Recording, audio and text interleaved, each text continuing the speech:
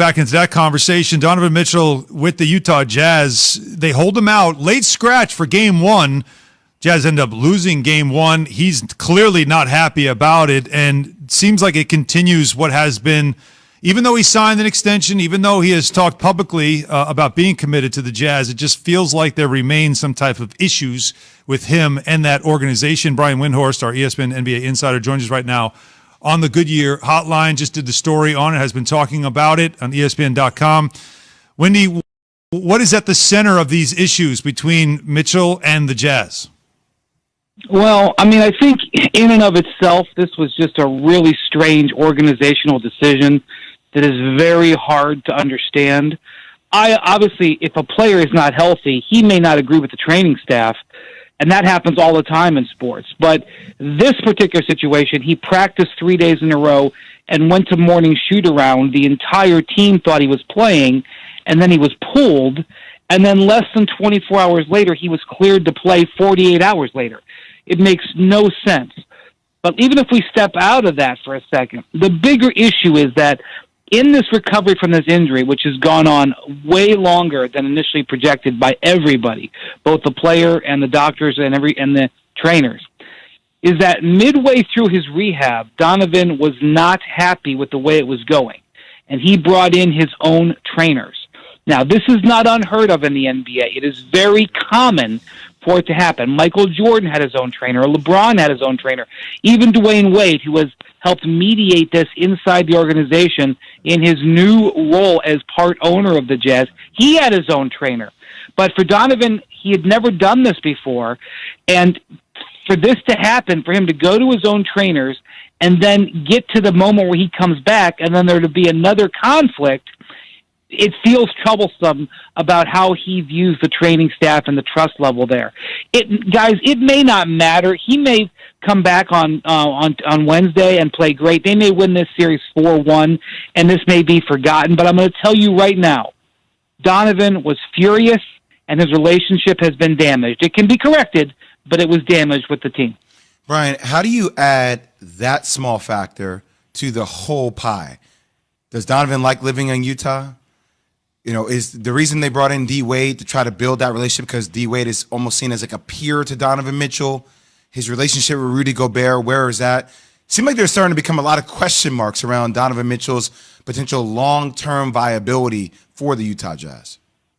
Okay, so, Jay, you know this. Speaking honestly, this is something that the entire league is watching, and they're going to keep checking this temperature, especially because, yes, he signs a max extension last offseason. He is committed to the Jazz for 4 more years after this, but he asked for a player option getting out of it, and that makes it a year shorter, so people are watching that. And there is, you know, because of things that have happened in the past, there is some wonder about whether Donovan is committed there. And look, there were probably a dozen reasons why the new owner, Ryan Smith, brought Dwayne Wade in to the ownership group. And Dwayne Wade has a lot of money, but Dwayne Wade did not pay the going rate. He did not pay the rate that I would pay if I wanted to go in. And that's because Dwayne brings some things that are worth a lot to the organization, and bringing him in is a huge value regardless of what the monetary deal was. And this is one of them. His ability not only to connect and relate to a guy like Donovan Mitchell in a place like Salt Lake City, but for future players that the Jazz hope to recruit and retain going forward. And so, absolutely, this is one of the reasons why Dwayne Wade is in the organization, to keep Donovan Mitchell in Salt Lake City for his whole career and managing situations like this. And from what I'm told, Dwayne was on the front line of this, keeping this thing together over the last 48 hours, trying to do this. When you're talking about players, this is the time of year when people start to talk about players moving around at different locations. Steph Curry obviously has been in the news, this big contract potential extension. Here's what Bob Myers had to say about Steph Curry getting a deal done this summer. As optimistic as you can be. I don't see any reason not to be optimistic. He seems like he's motivated. We're motivated. I would say pretty confident we'll get something done. Do they get a deal done? If they offer him the max key, which is a $215 million extension for 4 years. I don't see why he wouldn't commit. He's beloved there. He's had great success there, and I'm sure he believes in the franchise. The franchise is extremely well capitalized. They just sold off 5% of the team for $300 million. I mean, and even though they've struggled like everybody with the pandemic, they've got a ton of money. The question is, are they going to offer him that max contract? In the past, the Warriors have been shrewd negotiators. They got Kevin Durant to take a couple of years of less than max contracts. They got Andre Iguodala to maneuver his contract around. So do they come to him and try to appeal to him and say, hey, can you take a little less than the max so we can build this team over the next 4 years? But the real challenge in Golden State, and if I'm Steph Curry, this is what I want to know, maybe even beyond the money. They have James Wiseman, the number 2 pick in this year's draft, a prospect, a raw prospect. They're going to have 2 lottery picks in this draft. Especially if Minnesota slides out of the top 3, they get that pick, and they have their own. Maybe Minnesota is in the top 3, and then it's an unprotected pick next year. Either way, it's a very valuable trade chip. If I was Steph Curry, I would say, what is our direction? Are we going to take these young draft picks, and you're going to draft guys, and I'm going to have 3, 19 or 20-year-olds on this roster trying to win? Or are we going to trade those pieces for bona fide players that when Klay Thompson comes back and Draymond Green is still in the back end of his prime, do we make one more push with this? That, to me, is as big of a decision organizationally as getting Steph to sign it on the line. Wendy, in 12 years, he's made $200 million with the Warriors. Would his max be a $200 million max? Yeah, he can add 4 years and $215. So he would double his career earnings. And Isn't that amazing? His value to the franchise is unquestioned. I mean, he is the guy they're coming through the doors to see. But it's not even just about the money. I mean, obviously they got to offer it to him. But if he doesn't hear what he likes about the way they've got the back end of his career planned, he may not sign it to see how it plays out. Brian, let's talk about somebody who has value to an organization. That's Brad Stevens with the Boston Celtics. How important are these playoffs to his career in Boston? Well, the Celtics this has been a bit of a lost year for them. I don't know how this series with the Nets will ultimately play out. Game 1 was competitive, but they're not going to win that series.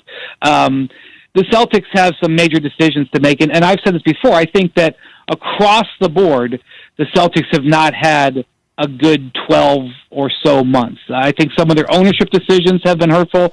I think some of their front office decisions have been hurtful. I think some of the Brad Stevens coaching has not been his best, which he has admitted. And I think some of their players haven't delivered at the level that they expected them to deliver, whether it was due to injury or through other circumstances. So there's going to be a lot that's going to have to be manipulated on the Celtics. The thing I would say, though, is they have 2 star perimeter players in their early 20s under long-term contract. That is the tough thing to get. That is what everybody who was on the outside of the title contention window is trying to get. So in a lot of ways, the hard part is done for them. I don't know if there's anything Brad can do in the short term here, but obviously their game plan and their roster moves coming into next year have got to be a step above where they were this year. Yeah, there's no doubt it's not acceptable. The standard's much different there in Boston. And Brian, thank you so much for the time. Always good to talk to you. Thanks, Have Brian. a good day, guys. You too, brother. Brian Windhorst, our NBA insider here at ESPN on the Goodyear Hotline. I mean, what he said, though, about Steph Curry, I had to just bring that up. He made $200 million in his first 12 years.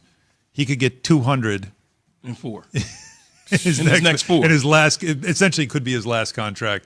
And if you're Golden State, inflation and the money they've made now since that that dynasty began, and he's a huge part of building a new arena in San Francisco.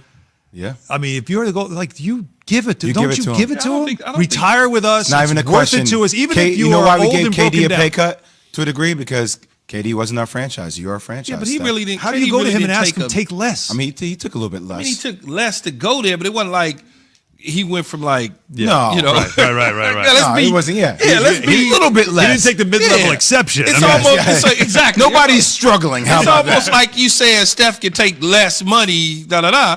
Sure. Well, okay, yeah, okay. So I'm giving you 200 instead of 215. Okay, big deal. But the point is do you really ask him, or do you let him say, "I'll take less if we can," because I think we can get this guy. You let him offer it. Yeah, right? but I'm no. You give him the max, whatever it is Yeah. that you can do, and if he wants to take less, he take less, and if he doesn't, he doesn't. If you're him, do you look at the books and say, "All right, if I take this, how does this affect us down the road?"